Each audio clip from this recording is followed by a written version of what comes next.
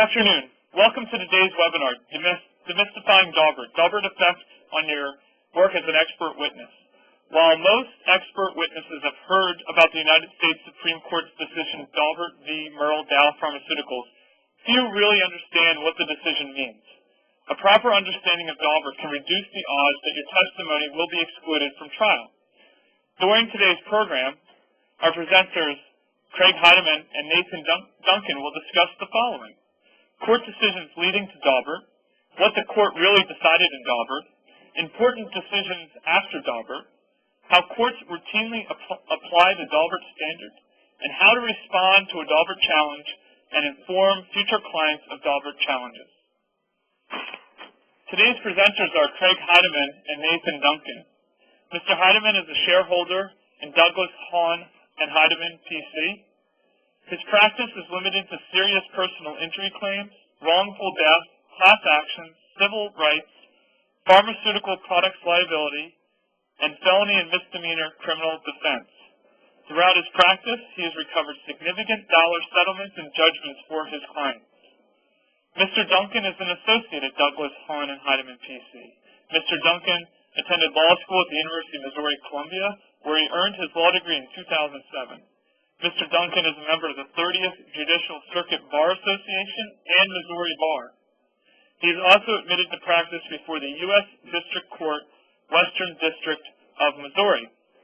The panelists have done their best to incorporate the questions that were sent in by attendees prior to the presentation.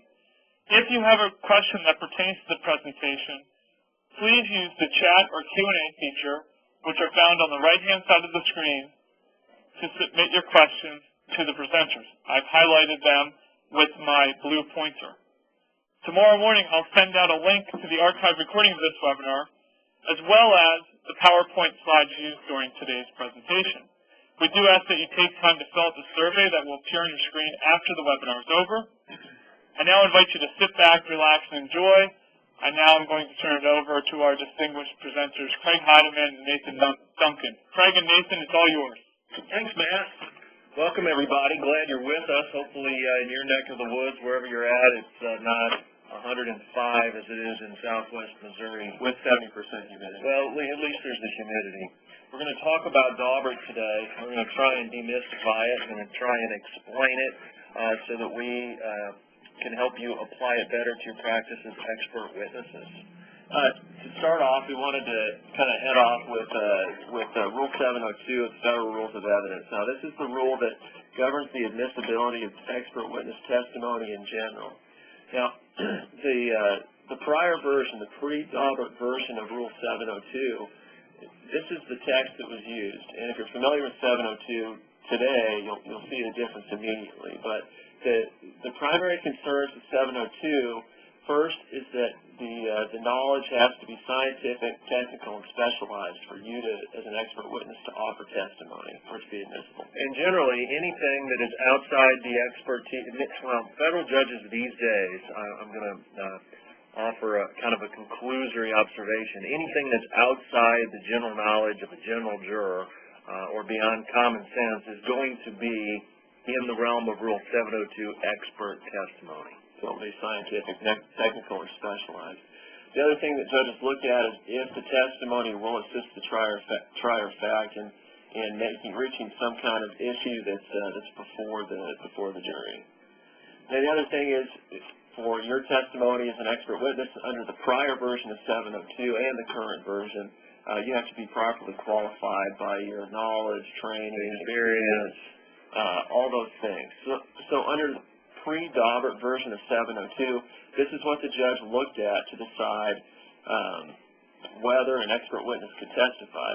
Now, that caused some problems. We were getting a lot of experts that were testifying about syndromes and feeling the bumps on each other's heads, coming up with opinions and conclusions based upon facts. And it fostered a lot of opinions based on what came to be known as junk science. We've all heard that term, junk science. So, in recognition of that, the landscape began to change with regard to expert witnesses' opinions. Now, there's some important cases we're going to talk about today that have reframed what 702 does and when expert witness testimony is admissible. And the first one actually predated the Rule 702 by 50 years, give or take. And that's the Frye case. After, obviously, we're going to talk about Daubert, and then it'd be important. One of probably the most important case following up on Daubert was the Kumo Tire case. And we're going to talk today about all three of those. And it was after Daubert was decided in '93 that the advisory committee recommended that Rule 702 be amended to incorporate some of the concepts of Daubert into Rule 702 itself. So let's start so that we have a good understanding of what led to Daubert. Let's talk about Frye. Frye is a 1923 case. It's not a Supreme Court decision. It's out of the Circuit Court of the District of Columbia. And in that case, the question was whether an expert could testify about whether your blood pressure told whether you were lying or not. It was the predecessor to the polygraph. And the judge in that case, the judges found that it was that science, the science of determining whether somebody was lying by their blood pressure was not generally accepted, so that the expert witness could not testify in that case. So the touchstone of Frye was general acceptance. It didn't require much, but that the conclusion from which your deduction is made must be sufficiently established to have gained general acceptance in the field in which it belongs. So this was the rule that courts applied for 50 years before Rule 702 came out. Now, it may sound like it's an old case, but Frye is not dead. That's right. And we'll get into that in just one second. Frye hummed along. General acceptance was the touchstone. Even after 702 was enacted, right, courts continued to apply that until Daubert in 1993. Daubert was a pharmaceutical case. The expert testimony was excluded, but on appeal, the question was whether Rule 702 had actually overruled the Frye general acceptance test. And after decades of case law, the Supreme Court said that it actually had, and came up with the new approach. Now, they said that Daubert overruled Frye, but really how much has changed since then? Not much. This is what Craig was talking about. The Frye test does live on. Many state courts, for instance, we're focusing on Rule 702, which applies to federal litigation, but many states nationwide still use the Frye test as this touchstone for the admissibility of expert witness testimony in civil and criminal litigation at the state level. So you need to be aware when you're offering testimony as to which test applies based on the jurisdiction that you're working in. And not only does it just apply in state courts, but it also still exists to some extent in federal court. We'll talk about that in just a minute. But in Daubert, there's a two-part test under the Daubert decision for determining whether expert witness testimony is admissible. First, is it relevant? Second, is it reliable? What does relevant mean? Relevance is a concept meaning does the opinion make a disputed issue of fact more or less likely to be true. So if it does have a tendency to make a disputed issue of fact more or less likely to be true, then it meets the relevance test. And really, that's the part of the assisting the trier of fact portion. That's that part of Rule 702 that it deals with. And then the other half of the test is the reliability, and that's where you get into the qualifications and then these new revisions to 702. We're going to be focusing a lot, and based on the questions that we've received beforehand, there seems to be a disconnect among expert witnesses from time to time about whether or not Daubert applies to whether the conclusion is reliable or the methods used to reach the conclusions are reliable. Daubert and Rule 702 are not about saying whether you're right or you're wrong. It's about whether or not you're using reliable methods and a reliable approach to reach your conclusion. So that's when we talk about reliability, that's what we're focusing on. We're not saying who's right or who's wrong, but whether or not your methodology is reliable. So that under the scheme that was set forth in Daubert, judges are called on to act as gatekeepers. They have to make these determinations about relevance and reliability, which can, in some situations, be hairy. There's a decent article, a good article that I read that referenced here but talked about some of the challenges of having to judge the gatekeeper. You know, Melnick noted that they're unfamiliar with methodology. I mean, they have to educate themselves about what it is that you did to reach your opinion. They may not know anything about it, and they are forced to be educated, usually by the lawyers, about the methodology, and that can be problematic depending on, you know, how quick the judge is. The other thing, your testimony as an expert is just one part of the case.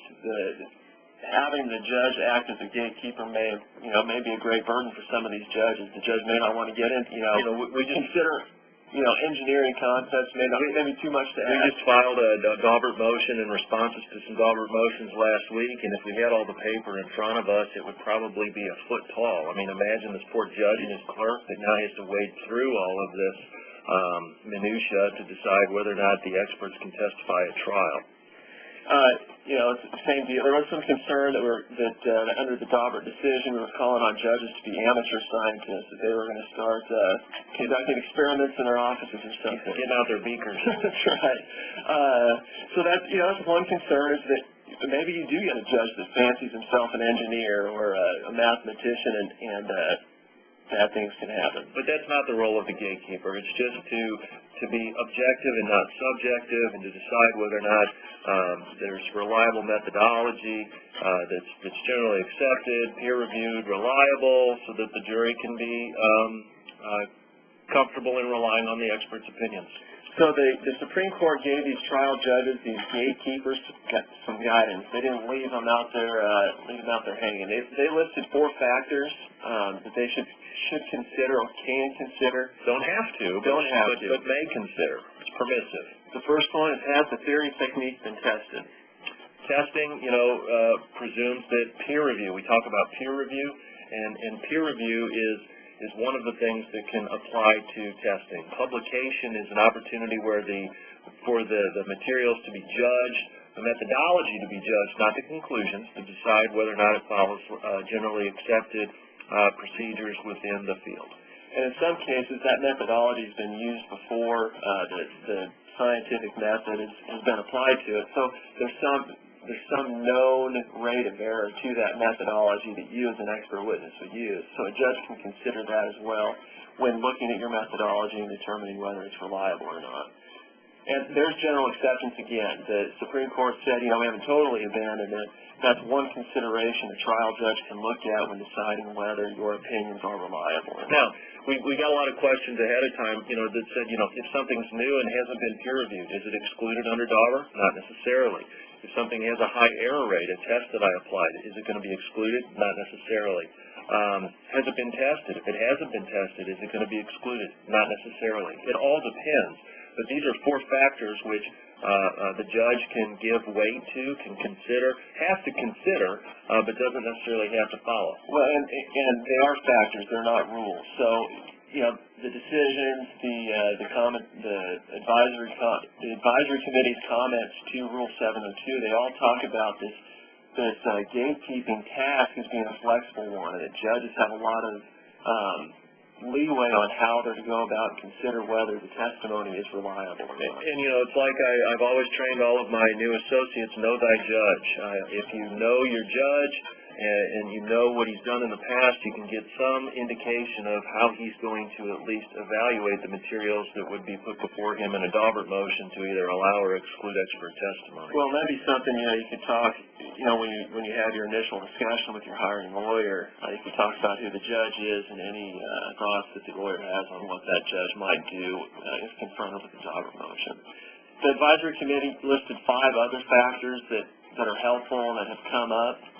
Independent research.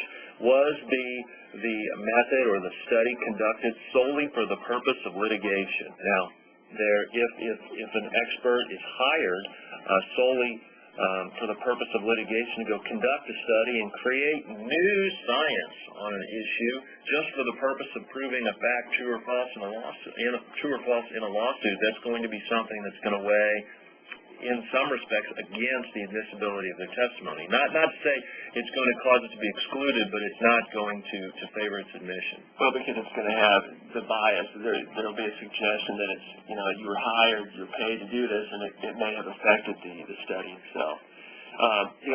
Whether your results were unjustifiably extrapolated from the facts that you used or the method that you used. You got just too far out in left field. If you accounted for obvious alternatives, if the result is, if there's an obvious counterpart or an alternative to your result, have you acknowledged that or addressed that in your study? Perhaps you've taken the ostrich approach, where you ignore it and put your head in the sand. Never a good strategy if you're trying to get your testimony admitted. If you're as careful as usual, if you conduct your test, if your review the same way every time, this won't be a problem. If you're very meticulous and look at all the facts the same way, it won't be a problem. But if you're just going willy-nilly in one case and not the other. Finally, the fifth factor, the expert's field reaches reliable results. If you're in a field of expertise that usually reaches reliable results, it's going to weigh in favor of the inclusion of your opinions and conclusions. Well, and it's the appropriate field for the question that's before you. Yep. So all these factors help the judge determine whether the method that you used in reaching your opinions is reliable and valid. And again, it's not the opinions themselves, just the methods that you used in reaching them. And this is the language that the court in Daubert used. The focus, of course, must be solely on principles and methodology, not on the conclusions. And I was thinking about that, and I thought back to my math classes when I was a student. And I had classes where I would, on a test, I'd have to, the teacher would expect me to show my work, and even if I didn't get the right answer all the time, I could get some credit for showing the right work, or showing the right process. It's similar for you as expert witnesses. The judges don't care so much about the answer you give as they do about how you got to that answer. Keep in mind that the conclusions and methodology, they aren't entirely distinct, because there's this General Electric versus Joyner concept where there's simply too great an analytical gap between the data and the opinion offered, the court can exclude it even if you used reliable methodology to reach your opinion.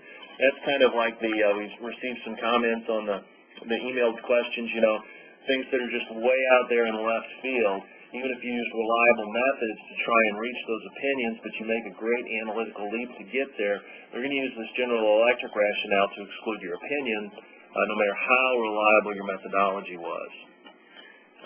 And we talked about the new science. So I guess there's probably a thin line between the new science and being out in left field. I think, our experience with this issue is that as long as you can back up your science and your result with the scientific method or with a good procedure that you use to get there, and you can explain that well to the judge, you're going to be okay. Sure. I mean, some of us have been around long enough to remember back to the days when DNA evidence was first being used. And, to make a DNA case, we'd have to bring in 3 or 4 or 5 witnesses to explain the methodology that was used to make the comparison and extract the DNA from whatever our sample was and explain how it was used. I mean, you could spend a day or a day and a half proving out the DNA, and ultimately it would usually get in. Now, it's generally accepted that DNA comparisons are reliable, and as long as we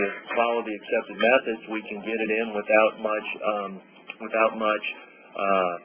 difficulty. But when that science was new under Daubert, even back in '93, we still focused on the methodology, and there was room for that new science in the courtroom.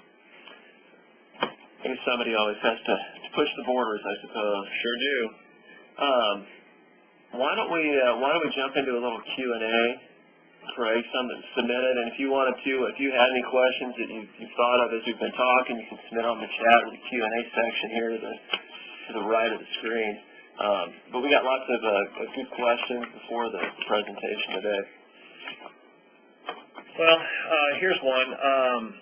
They talk about expert opinions are, of course, subjective, related to experience and qualifications of the expert. Daubert was established, our attendee says, to address a procedure whereby the validity of anyone's opinion could be judged on a rational basis. Now, that's not exactly true. We don't use, there is some common sense and rationality to that, but we're not judging the opinion so much as we're judging the methodology to get there. And so I think, peer review, the question specifically is, in cases where science isn't well established or perhaps in its infancy, how does Daubert deal with the issues of limited scientific information or scarce peer-reviewed papers pertaining to an issue? As we discussed, it kind of goes to explaining the methodology about using accepted scientific principles to build upon your logic in heading towards your ultimate conclusion or opinion and integrating them with the facts so that other experts would say, yes, we have done it this way. And yes, this does lead to that conclusion, but it's new science. And if the methods are reliable, we're gonna have luck getting the opinions before the court. Somebody asked, and this is a general question, but it's a good way to follow up. I'd like to ask about methodology used by experts. What is considered acceptable? What's acceptable is going to vary by what your field is. It looks like we have some engineers on today. The method that an engineer might use to determine how, we've got a case, a products liability case involving a boom, a big hydraulic boom that fell. And the engineer that we retained to determine why it was that the boom fell, the method that he used to go about figuring that out is going to be different from, an expert that we hired in a civil rights case to talk about police practices and procedures. There are known constants within the field of engineering that we can use and rely upon. For instance, gravity. It's not just a good idea, it's the law. If we have an expert that is going to say gravity doesn't apply in this case, obviously the methodology that he's using to reach his opinion is going to be unreliable because, it's generally within the field, that's the kind of methodology that we assume as being true. So it's not, Daubert and its concepts are not nearly as mysterious as everybody wants to make them out to be. It's just being able to explain how you got from point A to point B, and then also explaining why other engineers that would do it would also use that same methodology. And you can use peer review as one of the ways to show why it is that it's reliable. You can use general acceptance. You can use those other factors to explain it. It's just understanding the talking in the language of Daubert is what we need to encourage you as expert witnesses to do. Well, that's what I was going to hit on was, what is considered acceptable. One good way of figuring out what is acceptable is looking around your profession. What are other doctors doing? How are they doing it? How are other engineers doing it? How are other public safety or safety experts? How are they? What methods are they using in reaching opinions? And that will give you a good indication of what a judge would find acceptable. Let's see if we have any other ones that have come in online here. Have another one over there, Nathan? Yes. Now there are some, we've got a question about an expert's responsibility to understand and analyze the facts of the case under Daubert. And I suppose that, this is a good follow-up to our last question. There are things that be very unique to your profession, to your field of expertise, how you go about doing it. But there are some things that universally every expert should do when rendering an opinion. And one of those is becoming acquainted with and applying the facts. And we'll talk about this a little more in the context of what happens when you are challenged and how to prevent a Daubert challenge. But every case that you get, you should be looking at the facts and applying those to your knowledge, your skill, your training, your expertise, those things that qualify you to be an expert, and the methods that you and the other members of your field employ to reach opinions about things. Talking about qualifications, here's a question from David Witt. How does the ease of the opposition expert to test the output or conclusions of an expert opinion influence the decision of admissibility? It's certainly easy to hire another expert to explain why the other side's expert is unreliable or unqualified, but ultimately it's kind of a crucible to burn out the truth, thinking of a case that we've got right now, we've got a forensic pathologist who opined that our client died because he stopped breathing.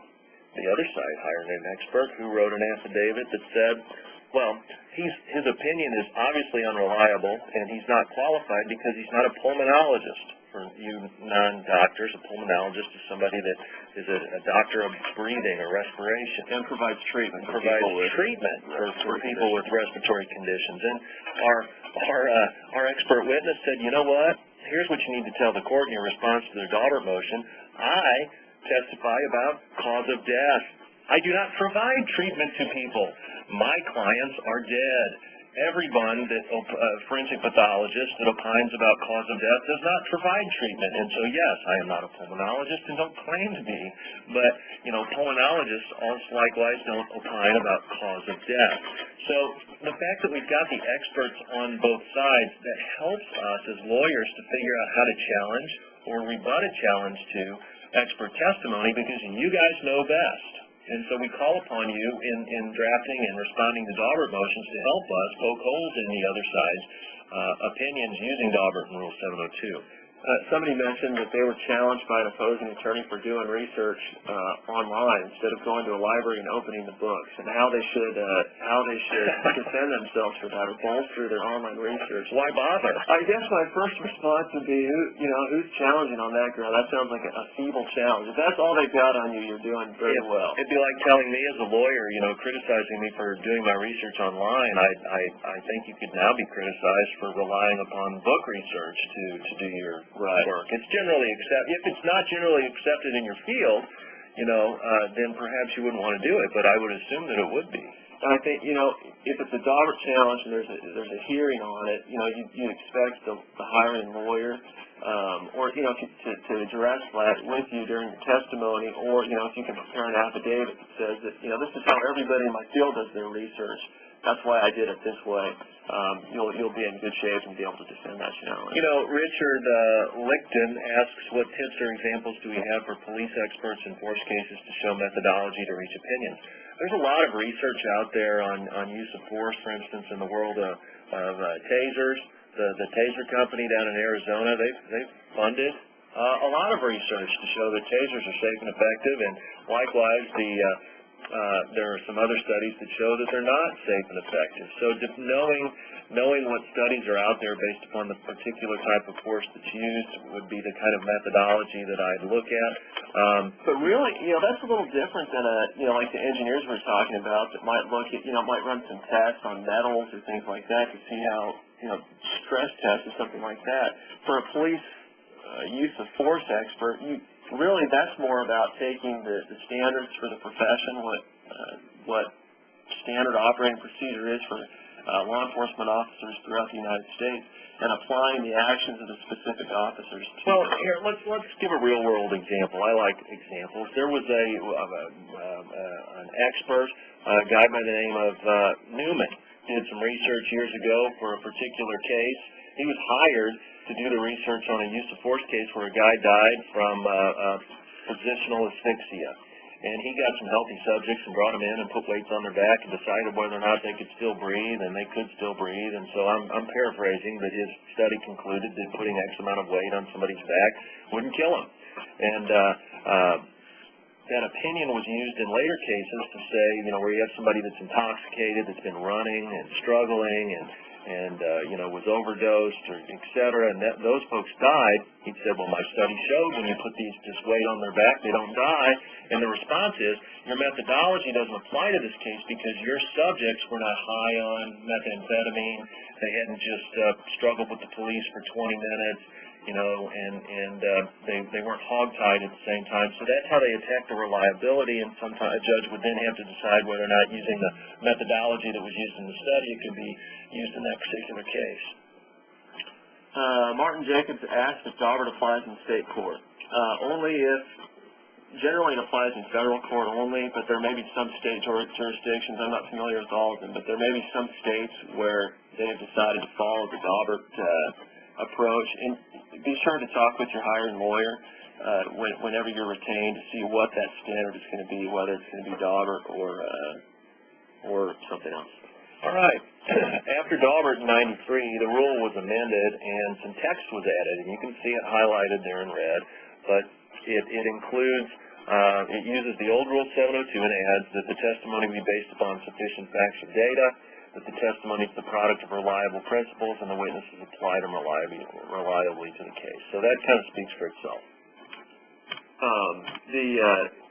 The court and the advisory committee said they've made no attempt to incorporate those factors from the Daubert decision into the rule. But you can, looking at these things that Craig just read off to you, I mean, they're very consistent with Daubert. I mean, in some ways it paraphrases those concepts of Daubert, and it gives the court a touchstone of things that they have to find or consider before the opinion is admissible. Where Daubert is permissive on considering those, Rule 702 is mandatory. And where you comply with these mandatory requirements in 702, chances are very good that you're going to meet any Daubert challenge that comes your way.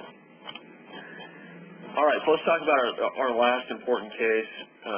That's Kumho Tire. This was a post-Daubert case. Daubert was limited to just scientific knowledge.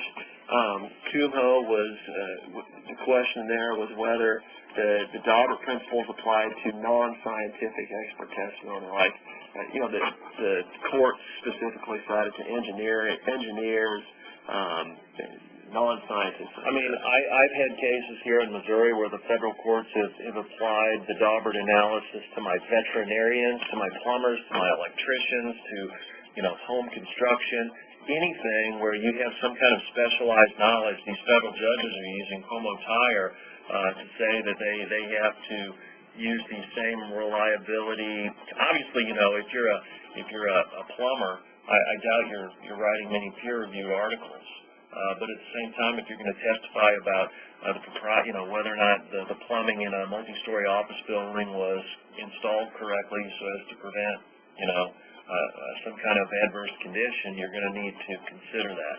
So don't assume that Daubert and Kumho Tire don't apply to you just because you're not talking about engineering or a medical opinion or something like that. Well, and that is the decision of Kumho, is that the Daubert principles apply to anybody that would be that goes back to 702, that would assist the trier of fact, uses some scientific or technical knowledge. So Kumho, one of the first important note is that it applies to all different kinds of experts. The second is that the Daubert factors are very flexible, and they can be applied to lots of different fields. So they said you can't rule them out or rule them in. So where does that leave us after Daubert? What happened with Daubert? Now, there's a study in 2002 by the Rand Institute, and there was some very interesting notes. I mean, I think the most interesting thing that I found was that after Daubert, the number of experts that were being excluded jumped. I mean, it skyrocketed. In the 2 years before Daubert, there was about 53% of experts that were excluded. Between 1996 and 1997, after a few years, that Daubert had to simmer, I suppose. 70%. 70%. I mean, that's a massive jump to think about. I think our experience is that number has come down a little bit as judges have applied it more and got a better handle on how to use Daubert and what exactly they're required to do. But if you have a moment, take a look at that study. It's very interesting. That jump there was the most thing that stood out. People were concerned with Daubert that either it was going to let too many crazy sciences, junk science, it was going to let too much of it in because it wasn't restricted just to generally accepted methods. But they were also concerned that it was going to keep too much stuff out, which is interesting. I think ultimately there is a higher barrier now for testimony. Definitely. But you haven't seen this, the fear that a bunch of junk science was going to come flooding into the courts. And as experts, I want you to consider this. The statistics are still true that 95 to 97% of all civil litigation that's filed in the United States settles or is dismissed before trial. So that could be on dispositive motion, it could be by voluntary settlement or just voluntary dismissal. And so many of the opinions that you may offer in a case, you may offer early on, and the case may settle before it reaches a Daubert motion hearing deadline, which is usually towards the end, just before trial. So your opinions are not going to be tested under Daubert by the court unless your case is going the distance and is on the eve of trial. So you don't want to ever assume that just because your opinions aren't getting thrown out that you're using a sound and approved methodology. You need to be on the lookout for compliance with the Daubert requirements, regardless of what you're hearing from your attorneys on the court's ruling on the admissibility of your testimony. Somebody has to when that challenge is going to come, and it will be most likely after discovery's been completed, but before trial. And it usually comes around the time of the motion for summary judgment deadline, which is towards the end in the last third of the life cycle of the case. So let's talk about what happens when you are challenged with Daubert challenge. Now, ideally, your first notice that you've been challenged will not be the phone call from the lawyer saying, hey, I got bad news, you're not going to be able to testify because they filed a motion, you're out. Daubert killed it. When a Daubert motion comes in, we always send it to our experts and ask for their assistance in dealing with the specific challenges that have been set forth in that case. Now, I want to say, and I apologize if I repeat this again later, but you should keep track of all of the Daubert motions that are filed with respect to your testimony, because you may be asked about it in deposition. We always ask our opposing experts, hey, has your testimony ever been challenged under Daubert? Oh, I don't know. Oh, really? Okay. Has your testimony ever been excluded under Daubert? I don't know.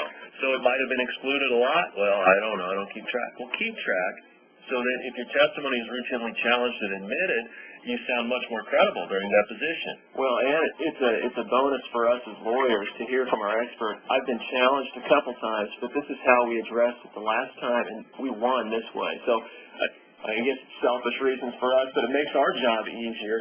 But it's to your benefit, to show consistently that even when challenged, your testimony is admitted. And I can tell universally from the questions that you're sending in that you guys are concerned with this, and you recognize that if you get some lame lawyer that doesn't deal effectively with the Daubert challenge, and your opinions are thrown out or excluded by a court because they did a poor job of explaining to the court how you reached your opinions, because they become your mouthpiece, for lack of a better word, your marketability tanks. I mean, if you get a couple of Daubert challenges that go the wrong way, if I've got an opportunity to hire you or somebody else whose opinions routinely are admitted, I'm going to have to take a pass on you and go with the other guy. One way to deal with that, I think somebody had asked about the notice issue, making sure that you know that you've been challenged. One of the ways to do that is in your retention agreement to specify that, when a Daubert motion is filed that seeks to exclude your testimony, that the attorney should notify you. And you could throw other things in there that where the judge permits it, that you'd be allowed to attend and testify at the Daubert hearing. And I guess the question is what happens if they don't do it. My recommendation, but you could throw in a liquidated damages provision. So because really it affects your marketability. Like if you don't notify me, then you'll pay a $1,000 penalty or something like that. Right. If you don't know about it and you get excluded, that affects you. And I think that'd be a perfectly good reason to have a look. Here's an added bonus: no additional charge. We are a huge fan of flat fee expert witness agreements that include everything except trial testimony. And if you market yourself as saying, you know what, I'm going to charge you a flat fee of $7,500 to deal with these issues, and it will include helping you respond to the Daubert motion, which may or may not come. Now you're saying, hey, my expert's going to be there with me. He's going to help me respond to this motion. I'm going to provide a more powerful response. I'm not going to get charged another $5,000 for responding to this 10-page motion. I think that helps justify your fee. Especially where there is a benefit for you for future. Well, sure. Yeah, you make sure that your testimony is admitted, and you don't look like you're using non-Daubert complying methods. So, in dealing with these challenges, it goes back to what Ben Franklin said: an ounce of prevention is worth a pound of cure. You, from the outset, even though these challenges come at the end of the case, you have an opportunity from the beginning of the case to keep them from ever happening. No lame Rule 26 reports. In your Rule 26 reports, you can discuss exactly what method you used and describe it. And I see a lot of expert reports that don't have how they arrived at it. They do a great job of explaining what their opinions are, but don't cover how they got there. And really that, as we've talked about today, that's what's most important. It came to me in a dream. Exactly. I reviewed, I mean, here's a lame report. Lawyer gave me 3 feet of materials, and I reviewed them, and I am an expert, and this is my opinion. Well, great. How did you reach that opinion? Why did you reach that opinion? You're going to get slammed on a Daubert motion because you haven't explained it. But you take that and you explain, look, this is the information I got. This is how I look. This is what I looked at from the information, the important facts that I got out of it. How I manipulated those facts and arrived at this. Well, here, for instance, medical examiner, guy suffocates to death. He offers the opinion while he was suffocating, he had a fear of impending doom. Wow, it sounds like that's an opinion. How did he reach that opinion? Well, he says, I consulted this medical treatise, and this medical treatise is generally accepted and authoritative. And in that authoritative treatise, at page 56, it says that these folks did a study, and they determined that when people suffocate, they have a fear of impending death, a conscious fear of impending death. And so I read that and applied the facts to that generally accepted concept, and now my opinion is this. Great. Now we know what the facts were, what his opinion was, how he applied it, and the method that he used to get there. Easy. Not rocket science. The other thing you throw in there is, I did it this way, and so would every other medical examiner, right. Every other engineer, every other perfume sniffing expert. That was from the Kumho Tire case. Anyway, the other chance that you have to prevent a Daubert challenge is a deposition.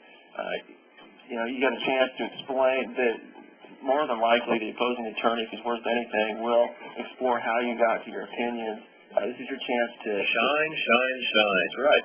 Bolster those things you said in your Rule 26 report. All right. Everybody wants to avoid exclusion. The easiest way to do that is to actually be qualified to give your opinions. It sounds very elementary, but don't go too far out. You don't want to stray too far from your expertise, or you're going to get hammered and excluded. So. Make sure you consider enough facts and data. If you don't feel like you have enough, don't offer an opinion. And absolutely contact the lawyer. Say, I need this. Get me this. Right. And think about, remember going back to Daubert, have you considered alternative causes or considerations for your opinion? And so making sure that you have considered that may cause you to ask for more facts and data from your hiring attorney so that you can deal with these other things. You may be rock solid certain of what your opinion is, but you need to also address other obvious causes for the condition that you're evaluating. Like we talked about before, you need to explain the principles and methods you used. You don't want to go outside your field. So if you're a chemical engineer, you don't want to get into structural engineering issues. Unless you're qualified. I mean, if you are, by virtue of your knowledge, experience, and training, capable of offering opinions in that field, by all means do it. But if you're not, don't assume that it's just going to fly just because you've got the engineer designation. Right. And the last way is application, and this is what Craig was talking about when he was talking about your Rule 26 reports. You don't want to just rattle off the facts and then rattle off your opinions, sign your name, and stick it in the mail. You want to say, this is what I considered, this is the method, and then this is how you plug in the facts to those methods, and this is how it spits out the opinion that I have. All right, here's another free takeaway. If you have a pen, write this down. Your attorney that hires you may or may not give you sufficient time to do your job. If your attorney is going to ultimately spring the request for an opinion on you 3 days before the expert deadline, it's really going to put a lot of pressure on you to skip important steps in your Rule 26 report. So make sure, if you're hired early, that you're clear with your attorney how long you need to render your opinion, to come up with your opinion, to write your report, to consider all of the facts that you need to consider. Sometimes it's just not possible to do a completely thorough job, and you have to kind of wing it. for lack of a better word, but if you can at all avoid that, I strongly encourage you to build that into your retention agreements and to make it clear from the outset that, you need X amount of time to do your job and you don't want to be rushed, because when we rush things, we make mistakes. Now, these tests for avoiding exclusion, they should look familiar. They are essentially Rule 702. If you comply with Rule 702, like we said, you will avoid these Daubert challenges. Oh, I'm trying to scroll down the questions. All right. Other ways of dealing with it, and this is how we've approached it in the past. This is to avoid exclusion, the supplemental affidavit. Talk about that, Nathan. Well, we had, like Frank said, we recently had a Daubert challenge come in on two of our experts. The first thing we did is when they came in was put the motion to exclude their testimony in the mail and asked that they provide a response. We got those back in, their response to the motion, what they would say if they were sitting on the stand. And I took those and put them into an affidavit format and had both of our experts sign those affidavits. Right, because it has to be what would be admissible testimony, and if the expert swears to it, then courts can rely on affidavits in reaching conclusions on Daubert motions. So when I filed my opposition to the motion to exclude their testimony, my exhibit was, or two of my important exhibits were these affidavits of the experts. So the judge would see those and be able to consider those. Always work with your lawyer when when a Daubert challenge comes up. We talked about that. You may be given a chance to give live testimony. What do they want to do when they're given live testimony? Well, at these Daubert hearings, and we're going to talk about this in the next slide, there's no magical formula to how a judge has to conduct a Daubert hearing. Sometimes if the issue is important enough, the parties will fly their experts in and let them tell the judge about their methodology, their opinions, the general acceptance, why they reached it. All the Daubert factors, they'll prove up using the expert's live testimony, and you'll follow the same rules that you use when giving a deposition, answering the questions asked, preparing for it, and being ready for cross-examination. And I'd say you want to use the same recommendations given in the past about any testimony you give, and that's to, speak clearly, use language that the judge can understand. I mean, essentially, you're going to teach the judge how you got to you reached your conclusions. And the judge is going to be the one, he's the gatekeeper, or she, and they'll be deciding whether your testimony lives or dies. All right. Daubert hearings. There are some cases that suggest that there doesn't always have to be a hearing. A case out of the Ninth Circuit and the Sixth Circuit both found that. But typically at a hearing, you'll have both parties will have a chance to argue their motions. If I'm seeking to exclude one of Craig's experts, I'll file something to the court and say, this is why expert A should be excluded. And at the hearing, we'll be able to argue about that, and at the judge's discretion, be able to have the expert testify. The judge may ask questions of the parties. I mean, a lot of times you think about a hearing that a judge or the lawyers just get to argue, but the court will say, look, I've got this question. How do you answer that question? And that's one of the reasons why you might want to have your expert with you. The lawyer may not know the answer. We may need to have the expert there to answer the question on the spot. Yeah, and there's a lot. It sounds like we're being vague about what's going to happen at this hearing, but there is no real guidance. The advisory committee notes Rule 702 specifically says that there's no attempt to set forth procedural requirements for exercising the trial court's gatekeeping function over expert testimony, and that includes the hearing. The trial judges are given a lot of leeway on how they go about figuring out whether you as expert witnesses should be allowed to testify or not. I mean, at minimum, they'll probably read the pertinent parts of your deposition. They'll read the attorney's motions. The courts could then decide the admissibility of your testimony based on briefing. All right.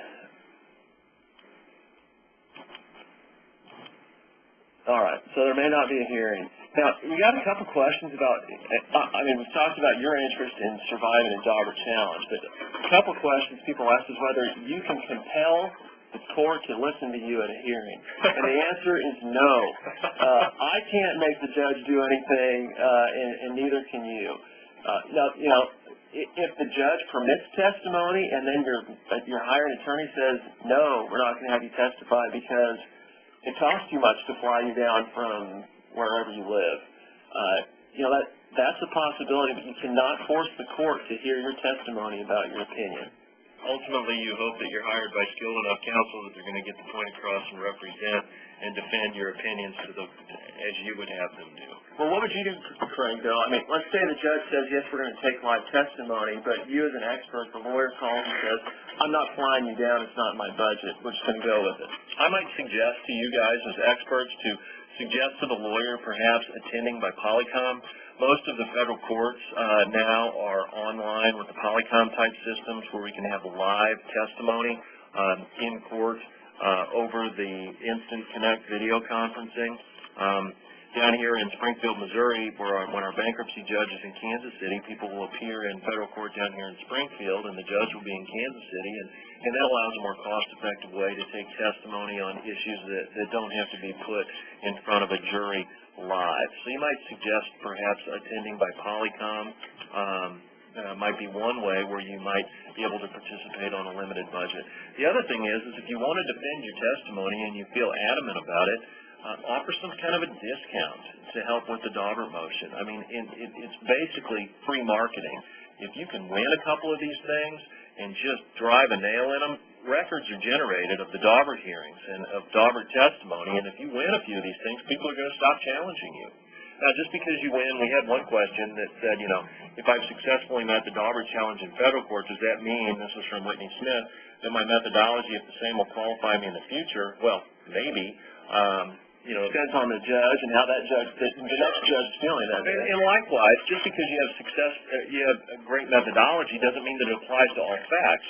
For instance, my positional asphyxia expert might have great methodology, but if that methodology doesn't apply to somebody that's different because they were intoxicated or running or had a compromised respiratory system or whatever, just because you won in one case doesn't mean you win in another.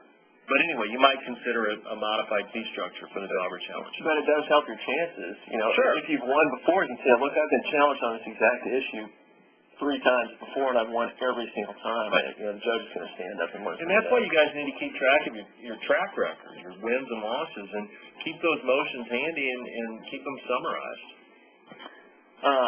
Let's jump into our last round of Q&A, and then we'll wrap up. Somebody had asked, you know, is it fair to require expert compensation to attend a Daubert hearing? Sure, but you have to balance that with your interest in having a successful outcome to the Daubert challenge. So, you may not want to. If the attorney's saying I can't afford it, you have to decide whether it's worth it to you personally to make the trip down there on your own. I guess you could ask yourself the question: how important is your reputation to you? But I would think it would be a standard practice. I mean, I would not be shocked to have an expert tell me I'm going to need to be paid to come down and testify at your Daubert hearing. So, I mean, that's something that you would include in your fee agreement. Sure. If you expect to charge for that, make sure the attorney knows ahead of time that that's what you're going to do. What do you do if an incompetent lawyer loses a Daubert hearing and doesn't tell you about it? Don't work with them again? You know, and John asked a similar question. John Shaw, how can we protect ourselves from a poor response to a Daubert challenge? Help. Right. You can get involved and say, look, this is what, provided you have notice, you know, you can say, this is how I would respond.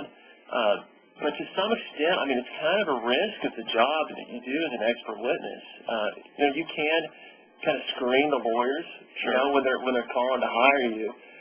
But you may end up with an incompetent lawyer that writes poorly. And what, you know, in for a penny, in for a pound. Once you've offered your opinion and you get to that, if the lawyer says I don't have enough money to pay you to help me, that's a tough position to be in, because now you have to either say, well, you know what, I'm going to just let it go and you can lose it. But if you get a federal judge that just creams you, what are you going to do the next time when somebody says, you know, you've offered this opinion, but isn't it true that Judge so-and-so decided that, you know, your methodology didn't apply in that case because of A, B, and C, and your response can't be, well, the guy that hired me was a bozo, and, you know, he couldn't write in complete sentences, and that's why we lost. So, you know, I think you need to kind of balance the need to preserve your professional integrity versus, you know, get paid the same rate that you would if you had somebody with an unlimited pocketbook. Yeah, there's some questions about how exactly the Daubert challenge comes up and when. You know, we talked about the timing of it, but typically it is after you've already given your deposition. And the form it takes is a written motion that's filed with the court. So, I mean, in federal court, you may be able to find it if you're tracking your cases on the online, the ECS system. You may be able to find out if somebody has filed a challenge against you, filed a motion. But you are, if you're not doing that, then you can ask your lawyer to let you know, and they should let you know when that challenge comes. Another question from John Shaw was, how do we see if we're being challenged? What you can do is you can follow on the ECF or PACER system the cases that you're involved in, and you can kind of keep an eye on the deadlines in there. You can see when the Daubert motion deadline is, and usually, if they're like most lawyers, your Daubert motions will be filed on the very last day to file your Daubert motion. And then you can get a copy of that instantly at a small charge to download. And anybody can register for the PACER system.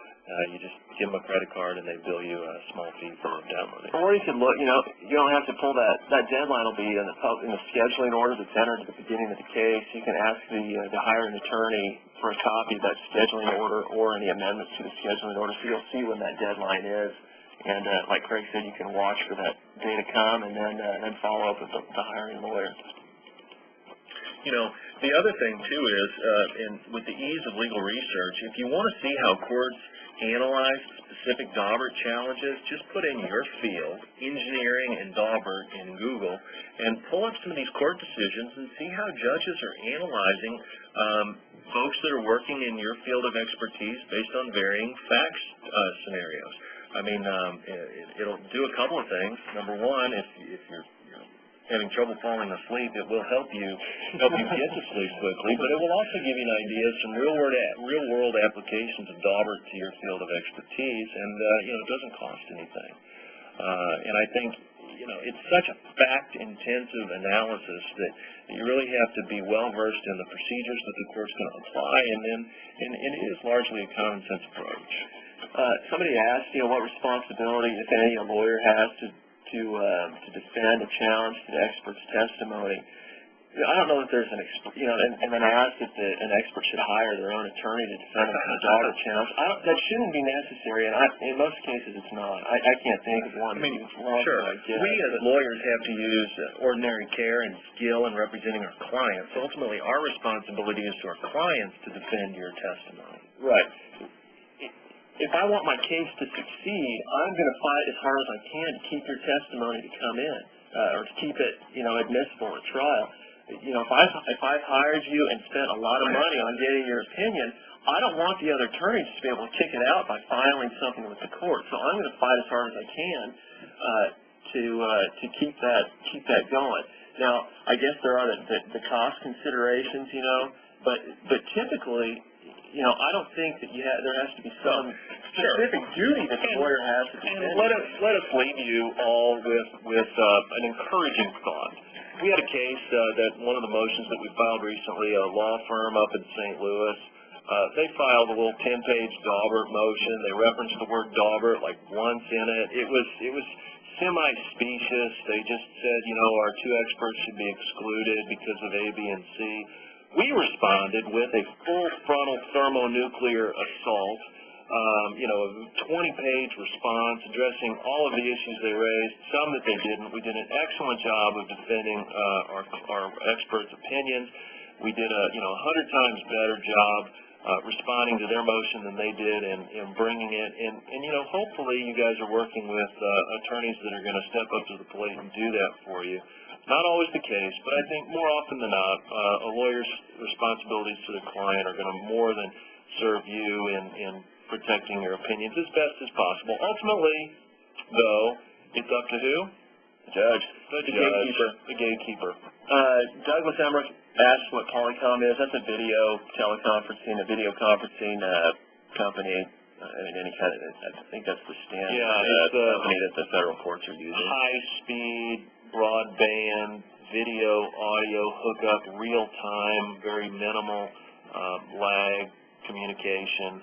That's kind of what it is. You connect via IP address. It's pretty cool. Robert Irvin asked if it's true that 70% of experts are challenged sometime before trial. I guess it depends on how you define challenged. I'd say you're challenged every time you go to deposition, but as far as Daubert challenges, seems a little high, but it does. I mean, a lot of the methods that experts are applying are reliable, and I just disagree with their opinion. And if I just disagree with your conclusion, I'm not going to go take the time to file a Daubert motion to say that, DNA is unreliable. How successful you think I'm going to be with that motion, Nathan? Although, right. I mean, this last round of challenges that we just responded to, that Craig was talking about, I mean, I would not have challenged the two experts or their methods or anything. It depends on if you have an unlimited pocketbook. Right. If you've got an insurance company that is sparing no expense, then, you're going to be challenged.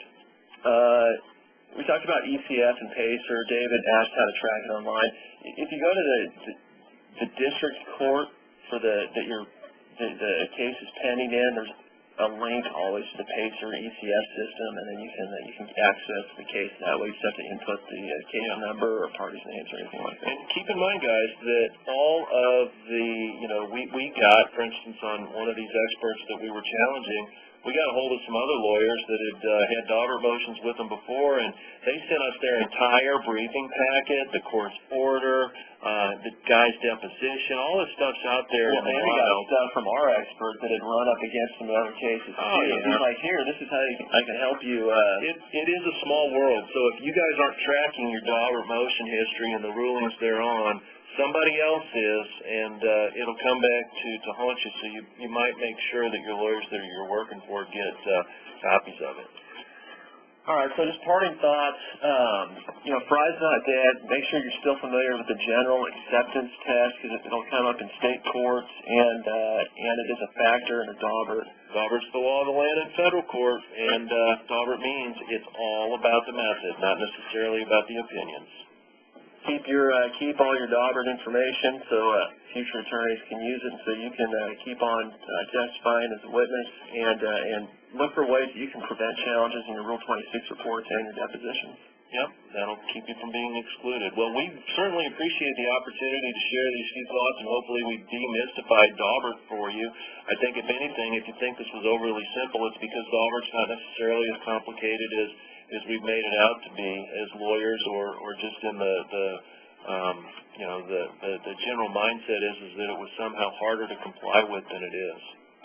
So anything else, Nathan? That's it. Thanks for attending today. We appreciate it. Thanks again. Thank you guys very much for your excellent presentation. And thank you for all the experts that spent an hour with us today. I thought your questions made the presentation that much better. We will be sending out the link to the archive recording of this webinar tomorrow morning. We'll also include the PowerPoint slides that were used by Craig and Nathan today. So look for that in your inbox tomorrow morning. The archive recording will also be posted in the Knowledge Center of TASS's website, and I have the URL up there, but I'll include it in the email that I send out in the morning. If you have any follow-up questions or comments, ways that we can make these programs more informative, please let us know. You can send them to me at mhyde@tassanet.com. Otherwise, we look forward to seeing you at future TASSA events, and thank you for your time. Craig and Nathan, thank you again for your time as well.